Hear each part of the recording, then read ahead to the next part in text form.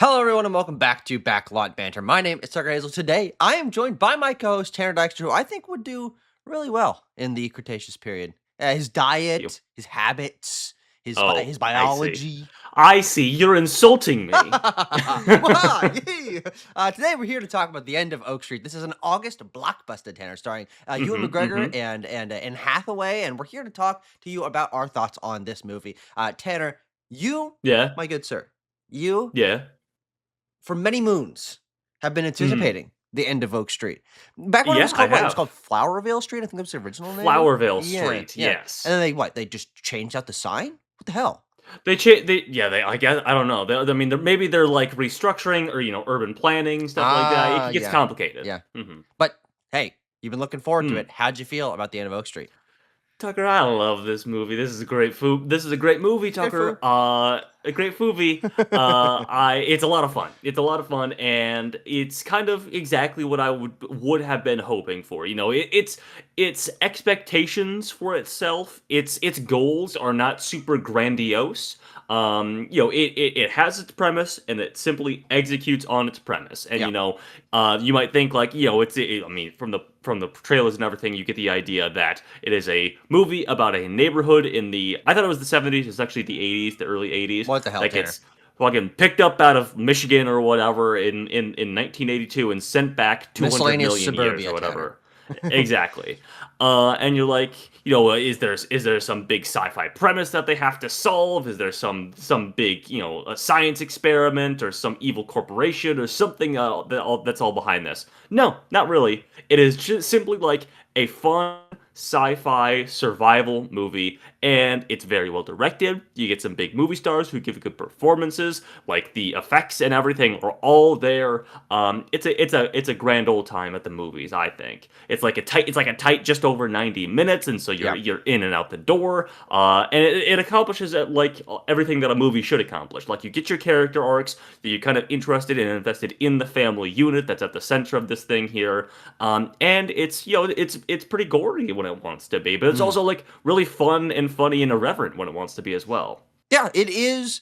There's one phrase, Tanner, that came to mind Hmm. when I was watching this movie, and I Was that? heard the Giacchino score hit, very Hmm. reminiscent of, particularly as I was mentioning to you, like a Silvestri score from a 70s or Sure. 80s movie. Definitely. Yeah. Um, and uh, and you get these like big sweeping crane camera shots and going down into the neighborhood, Right. and I'll talk a little bit about some of my favorite like filmmaking techniques and things they use. And the thought that kept crossing my mind is, a- actually, they kind of do make them like they used to, because this movie is very much in the vein of a family movie from the 80s or the 70s. Like this is not the 70s, maybe the early 90s. I think it would Yeah. probably be more apt. Like not like a family movie, but Yeah, like well, a movie about a family. yes, but I think that if you just remove the couple sequences where gore happened, like, Sure. this Okay. is Yeah. I it's an understand. adventure movie about dinosaurs and a family I and could kids and see stuff. Like, that. it Yeah. does have Yeah. this kind of, like, uh, suburban family vibe, You obviously. take out like the Um, blood and stuff like that. Yeah, for sure. I can see yeah, that. I like, mean, just running away there's from also dinosaurs and, like, even, like, like, stabbing them or shooting them. It's like, that you can put that in you an could. old It movie. was the But, '80s. You could do yeah, anything. you could do anything. Rated R didn't exist. Uh-huh. I think it did. When did I that think happen? it's like it started around then Okay. actually. Yeah, Or but no, PG-13 started around that. But Sorry, I I like this movie. I think it's good. I think that my personal enjoyment of something, my expectations, my investment in it, I think that I'm maybe looking for something a little bit deeper, a little bit more robust in terms of okay. characterization, in terms of themes. And this movie isn't going for that, which is totally fine. It just means it won't probably stick with me too hard, Hmm. but it's an easy recommend. It's like, hey, you got 90 minutes. You want to recapture kind of that energy that people love revisiting of, let's Mhm. just say it's Cocoon or Batteries Not Included, or like, these Sure. Yeah. miscellaneous like sci-fi light concept movies from the or like a Goonies or Gremlins or something. Like, it's got that kind of, Mhm. I kept thinking of Poltergeist in my mind. Like, Sure. Yeah. Like just all these these movies that like something have its crazy premise, happening have to its an yeah, average American family, Tanner. have its high premise kind of thing, Yeah. or even the one that I immediately thought of. This is a different dynamic and not really sci-fi at all, but like Romancing the Stone is one of those Sure. classic, like down the middle action adventure movies from the 1980s that people don't really talk about as much anymore. But like I watched it like last year, and I was just like, yeah, man, this is like a just a fastball down the middle kind of thing. Yeah. It serves its purpose Yeah. totally. So yeah, I mean, we could talk about the main characters here because again, I was for especially for the type of movie that we came to understand that this is, I was kind of delighted to see that we got some heavy hitters like Anne Sure. Hathaway and Ewan McGregor in the lead roles here, and yeah, they're just You kind of know who like we really need to get to talk to, Tanner, though? Anne huh. Hathaway's agent. What Oh dirt does she sure. have on the industry? How, Well, where, I don't think she has I dirt. know I I've been think watching Anne this woman in Hathaway's just a movies big movie for star. my entire life. Uh She huh. she hasn't been in that much stuff over the course of the last 5 or 6 years, She's ki- and this year she's in she's like every movie. She's Who kicking are it you? into high gear, brother. Yeah, I think she's I think it's kind of well. I was gonna say I think maybe she has her kids that have aged up or whatever because that's usually the case with stars like that. They're like, oh, I don't have to raise my kids as much, so I can be in more stuff. But no, she's like pregnant right now Yeah, right on the now. press tour for End of Oak Street. But anyway, Tucker. Regardless, you say that like these characters aren't super deep or super complex or anything like I that, which think is the true. movie's not super deep. The Sure, characters okay, fair are enough. reasonably well rounded for the Yeah, yeah, screen yeah. time that they're given, for the screen time that the Yes, movie totally. has, and the amount of I time mean, that's like truly. lingering shots of neighborhoods and stuff. The in between, Mhm. I actually do think the in between stuff of the characterization of the characters is handled pretty well. I will I think say, it is too. Tanner, I think that Yes, Ewan McGregor is the least well rounded of the that's a characters. good point. I But mean, I mean, let's talk we're about it. far enough Yeah, into the video. He gets fucking bit. yeah. He gets fucking chomped, big time in this movie. Ironically, the phrase that popped into my mind when I saw that happen was like, damn, I didn't expect Ewan McGregor to bite it in this movie or get bit, as it were. But no, like yeah, I saw that I was like, that is a really unexpected choice to kill off, one of your main characters, one of your leading Yeah, movie yeah. stars here, one of your characters who is has this dynamic with Anne Hathaway. Denise and Greg are the character names Wow. there. You're gonna remember that for a Um, long time, Tanner. Absolutely, and And their last name is Tanner. like Uh, it's oh fuck. I was like going deep into like some obscure movies that the rest of the actors were in. Platt. They're the Platts, of sure. course. But anyway, Ewan McGregor and Anne Hathaway have this. The marriage is on the rocks a little bit. They're contemplating a divorce. This is all material that we get in like the first 10-15 minutes of the movie, Yeah. which is really up until they get zapped back to the dinosaur times. Um, like yeah, it's giving you this material that is like this is easy to understand. This is well conveyed very quickly and very efficiently. Yeah. That Ewan McGregor is sort of like down on his luck. He wants to, he's a family man, but he's struggling to provide for his family. He's like a pizza delivery guy, which is kind of like when you see that it's like a reveal towards the last the end of this opening sequence. You're like, I can easily just understand exactly what this means. Like you honestly didn't even need to provide like him talking about it. You're like, okay, he's like the provider for the family. He's like a 45-year-old man who's still a pizza delivery guy. Mhm. Like I understand what that means totally.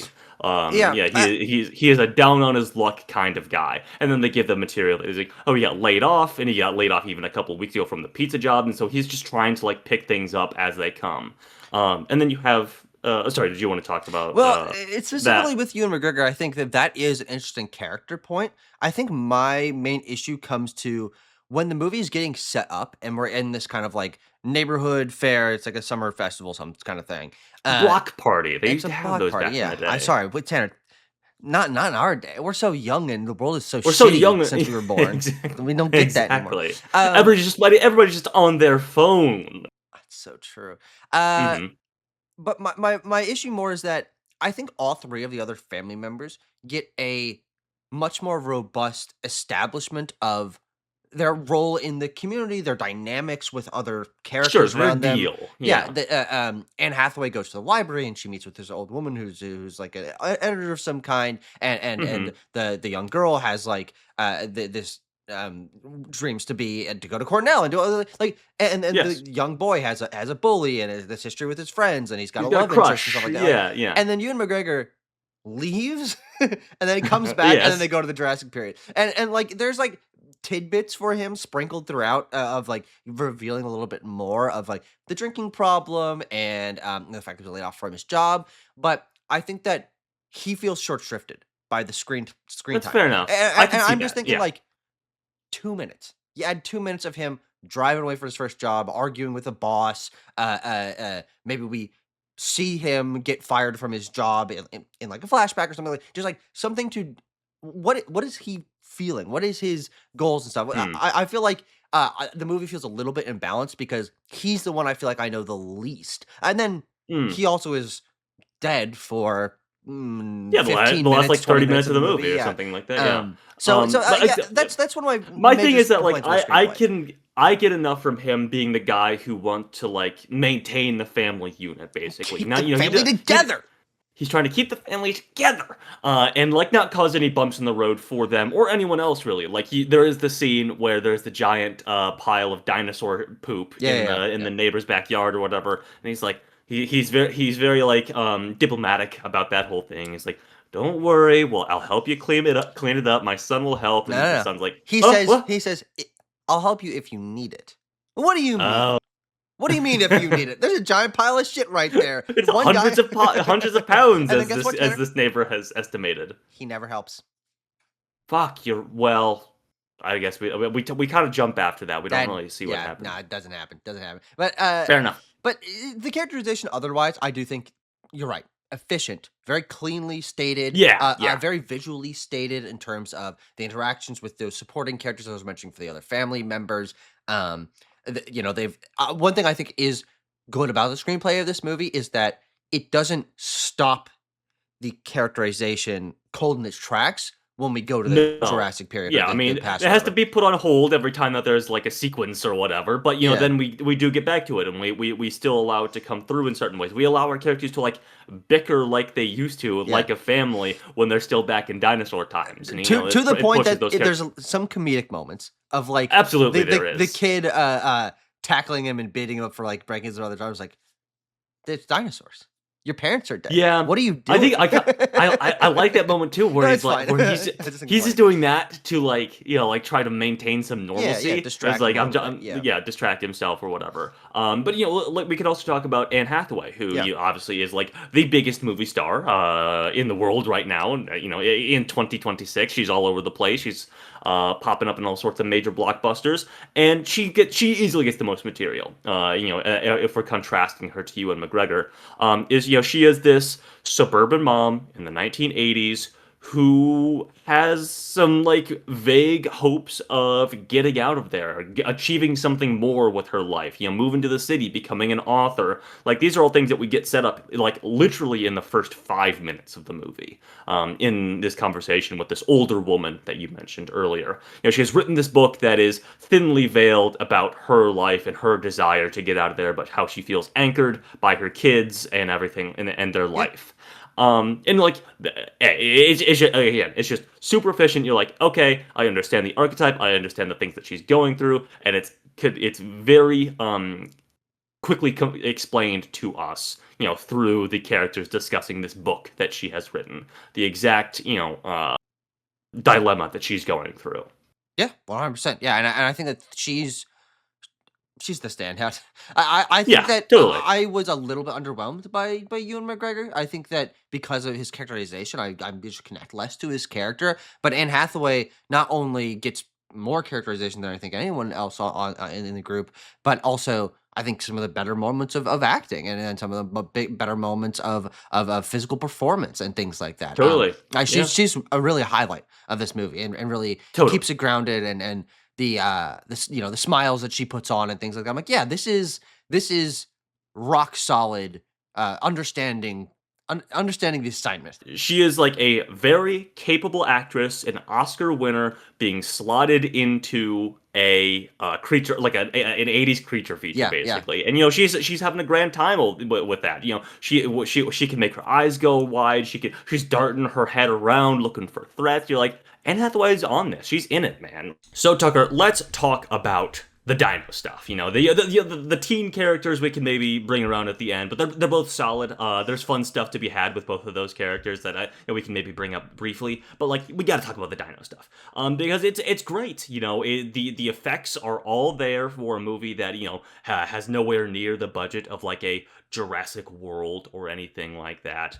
And I think the tone of how David Robert Mitchell conveys the horror of these creatures being there, or of being around these creatures, is there from like minute one of being zapped back to this time. Like just our characters like creeping around their neighborhood, seeing Sure. seeing things skitter in the background, or seeing shadows, or seeing things get knocked over or whatever. Like this is just all the necessary track laying that you need for your big T-Rex chasing you down the street or whatever. But like he is so good at like tone setting. I found that with his last two major features as well, It Follows and Under the Silver Lake. Those movies have very distinct tones that he is so talented at conveying to the audience. What do you think of the dino stuff? I mean, there's gore to be found here. There is, surprise and thrills and wonder to be found here. What'd you feel? I think that the dino stuff is the real highlight of it. I think I was pleasantly surprised by the family dynamic stuff and the acting, and like, we're getting into the characters really quickly, and it feels very like classical in that way. Yeah. But I think where this movie really shines sort of creatively is in its restraint of the use of CGI dinosaurs. There's plenty of that to be had in the movie, but it's the directorial vision to me feels much stronger because it the blocking, the framing, the camera work, the use of the score as well. There's a lot of suggestion in terms of presence of dinosaurs. It is a dinosaur through a window, or behind some houses, or rustling of trees, or behind a fence knocking things over, or a shadow cast against the wall. I would say probably half, if not more than half, of the dinosaur-related shots in this movie are not a CGI dinosaur. And I think I liked what you said, like the sort of the build-up to the conflict with the T-Rex, but more so like the Spinosaurus. I feel like that's a I mean that sequence one. is really. I mean people love a Spinosaurus, bro. There was like Spinosaurus underrated kind of thing in when it comes to movies, Jurassic Park stuff, whatever. But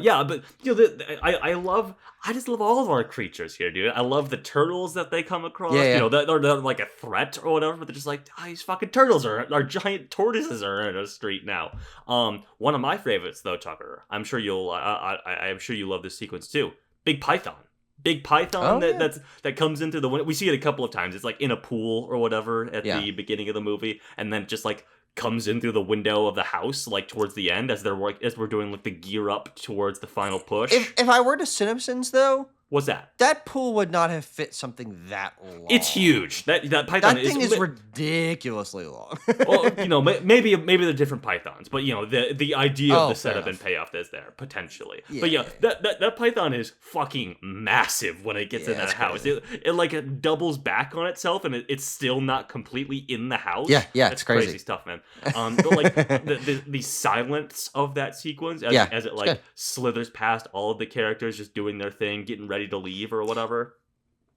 But again, good blocking, Tanner. Yes, totally. It's a door cracked open and you can see it moving by, but it's going so silently, and it's not this big thundering presence that so many of the other dinosaurs are. It's not screeching. That you're like, I guess the characters could just not realize. Speaking of characters not noticing, I think you mentioned this earlier that there are like when the characters are like bickering or talking to each other or whatever, there are sequences where that can derive comedy from that. Sure. Like when the T-Rex, or I think it's a T-Rex or some sort of like the main predatory dinosaur is like in the center of the screen in the background as all of our characters are like in the foreground and talking to each other. It's definitely T-Rex, yeah. Yeah, and it's just like stalking them, and slowly we can just see it full broad daylight behind these characters. We're like, oh my god, stop talking to somebody, turn around. Kind of thing. Like that's just a lot of fun. That's just a really fun thing to see at the movies. It's right behind us, isn't it? Yeah, exactly. Well, nobody says that, thankfully, but anyway. And I mean that's the chase that directly leads into Ewan McGregor getting fucking chomped up, bro. It's true. Can I say also like truly you're sitting in the theater, you're not expecting any No, of of our course main not. characters to Yeah. die, and then like his leg gets chomped off and he's like lying on the ground like ah, and you're like, holy fucking shit, man, this is Yeah. crazy. No, yeah, that is, I think the cherry on top of this movie being like a step up is that it is willing to take that risk, which is risky, which is bold-ish. It's not crazy because they also bring him back with time travel shenanigans at the end, so it's Well, like, I want to but talk about the ending. Yes, I yeah. want to talk So about the ending. I mean, we've talked about the character, we've talked about the dinosaurs, talk about Mhm. the time travel aspect, the wormholes and stuff. That I Yeah. think that is another example of what you were saying earlier. Very clearly conveyed. We talk about it once, twice, a third time, and then it makes Mhm. sense, and then we kind of understand the rules of it once it's been established a couple of times. It's pretty simple. Movie doesn't delve too much into it, No. and then, but then I think it complicates it just a touch too much with the Okay, idea interesting. of being so because correct me if or tell me what you thought about this. I Mhm. thought that these wormhole time travel bubbles swap places in time. It's at my house right now, and it's Mhm. where my house was 2 billion years ago. Right. Swapped in place. Yeah, sure. N- That's kind of what I thought was happening. Assumed, Uh, yeah. but then when they go back, they end up someone totally different, and they're outside of the neighborhood, Oh and yeah, then good they're point. like, "Hey, well, we're in a neighborhood. We can see our neighborhood, but we're not in the bubble, and so we're gonna call and get everyone out, Yeah, and that's a we're good gonna wait point. here." I guess I didn't clock that, but you're right that they do wormhole back to a different part of town. Just like that's Yes, just kind of like like a couple blocks over because the from old where woman's house, the librarian's is house, in the is neighborhood. is Yeah, somewhere like yeah. nearby, but they're not there. It also, this is less of an issue, but Hmm. they travel back in time to before they left, and so their other True. family is still down there, and I'm like, huh? I know it's wormholes, it's whatever, it's sci-fi Yeah, it's concepts, but I whatever. feel Yeah. like the clarity of the assumed clarity of this concept up to Hmm. that point was what was keeping me kind of like, hey, this is a very focused, straightforward movie that I don't have to Hmm. deal with any kind of timey-wimey ridiculousness. And then ostensibly only to create a more widely happy ending, they introduced this, oh, they traveled back in time to a different place, so they don't have to worry about this thing, and they're in the rain, Hmm. and they can call the people They and got then they get got Ewan tw- McGregor they back, got like, 20 minutes or whatever. They don't want to go back yeah. down there, but they get yes. We learn. We see her call Ewan McGregor for a pizza delivery, which is just also like as soon as I Yeah, clocked it's that a good was setup and going to payoff. Yeah, happen, I yeah, was yeah. like, this is really good. This is Yeah, really yeah. good stuff. And then Ewan McGregor's like just plays the bewilderment of that Yeah, yeah. moment so well. And then they see their neighborhood disappear, and we fast forward 2 years into the future where we see a news broadcast basically, and we learn that Denise called several of the other smaller supporting characters to tell them to leave as well. So Yeah. she saved like 4 people, but there's still like dozens that got zapped back in time and eaten by dinosaurs or whatever. And they're like, she's a hero, which I do think this ending presents as very like hunky dory happy ending. Like does have sprinkles and notes of like that's kind of dark if you think about it for a second, and Mm. that's kind of a dark suggestion or a weird suggestion because you're right. They do get transported back like 20 minutes before they leave initially. So, like, they are technically doubles of each of these characters that exist in this timeline now. They get Ewan McGregor out of there so they can have their dad back and send their versions of themselves back in time to die, Yes. presumably. Like, that, we have to assume that's what happened to those characters. It's a different situation. It turns out differently. They don't get the opportunity to hop through a wormhole, maybe, Yeah, and yeah. come back to the real world. Um, and then the very last shot of this movie, Tucker, I thought find so fascinating is this family unit. They're in a nice house. Anne Hathaway has written the book The End of Oak Street. She's the famous author that she always wanted to be, and they're having a barbecue in the backyard. And the friend that they pick up along the way, whose name is Jeanette. Jeanette, Yeah. is there with them. She's basically been adopted because her parents got chomped up by dinosaurs. No. She went and saved her family, and they're there, and they walk out and No, into frame. Who mm-mm. are the characters? Who are those other Tucker, characters? Jeanette is there, and also Jeanette and her parents from the real world. Oh yeah, right. They do. The character She we saves see for her. most. Wait. She saves herself. There's two Oh. Jeanettes. Okay. I thought that was like her sister or something. I think there's two Jeanettes, Tucker, which I'm No, like, you might be that's right. really weird. Yeah, and I think that again, it's just like I think that a happy Hollywood ending with the four of them escaping with the dog Yeah. Oh yeah, the and dog. Yeah, being of able to course. write this story and helping people figure things out because they've had firsthand experience.